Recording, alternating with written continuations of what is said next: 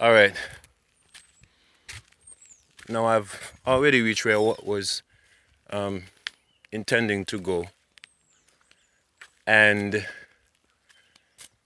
when I was coming back up, I passed an upstanding gentleman in Gingerland, one who would have, contributed to the development of this place.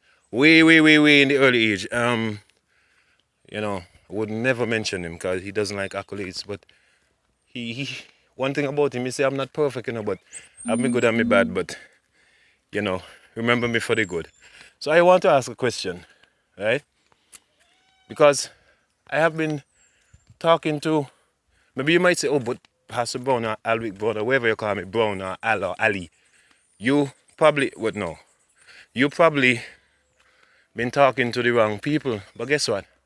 I find that whenever I dialogue with people of a particular political persuasion or side, they would always give me all the negatives for the other side and all the positives for their side, right?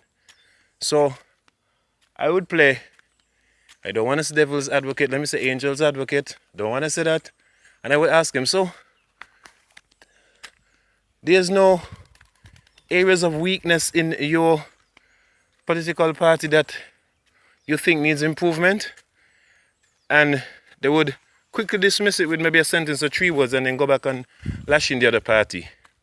Now I find that on all sides. Unity, Labour, CCM, NRP, right? But again, this is just a few people are talking to you. You might be saying, listen, boy, come talk to me. Let me give you the reality.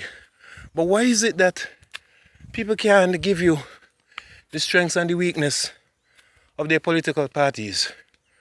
Why is it that people get so personal when you maybe point out, okay, this and that and this and this and this? Because honestly, I speak to all of them, and I comment all of them. But every time I got to lash them and ask them the hard questions. I don't know, when you ask the hard questions, the purpose of the hard questions is that they will see that you as a people are observant and vigilant. You're looking, you're seeing, and you want to see improvement. You say country over self. I don't know.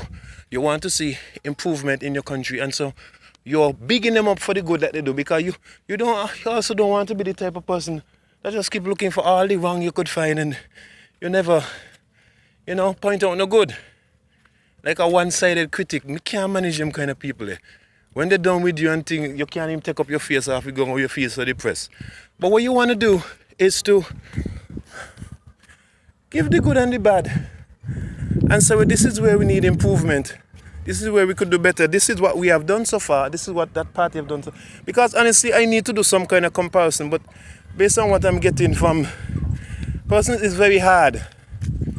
It's very hard. And so I'm also asking for help.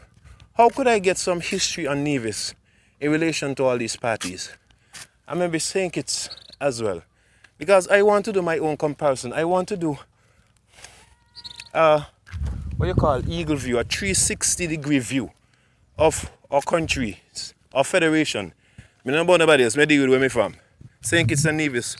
To see under which government such and such improvement took place, under which government such and such maybe negatives took place, and to big them up for both the good that they're doing, because I think it is time now for us to, and we instructed as a church to pray for our leaders, regardless of who, whether we green, we blue, we red, we orange, what color, we blue, whatever the color be. And I just being terrible, man, I know the colors. So I'm just saying, somebody help me here, please. Why is it that people get offended so easily?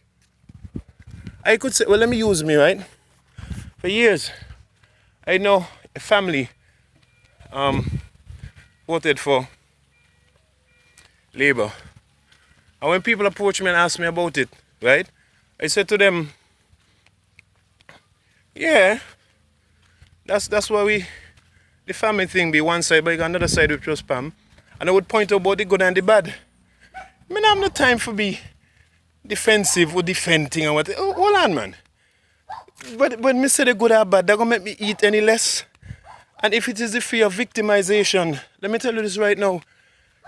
It's better for you to stand for something than for fall for anything. Or to stand for nothing at all. It's time for us to be honest, man. I mean, give them the props. Give them the props. Because I do, listen, man, ask them when I see them, well, those who I get to meet, I was saying, you're doing a good job and whatever, but what about this? And this is really good too. You could, why not try? But it needs to be more, So I'm just encouraging us, don't just go out to bash at the same time, because you on the blue side or you on the green side or on the orange or on the red. I don't know colors again. They say men are colorblind. But give a fair view of both sides and what you have seen. Because let's be honest, at the end of the day, when it comes to development and improvement, you are your best market. If it not happen, you can't say it not happen. Right? And if it is happening, you could jump up and say, listen, I see it. But yeah, somebody help me here, man. Why these things are so?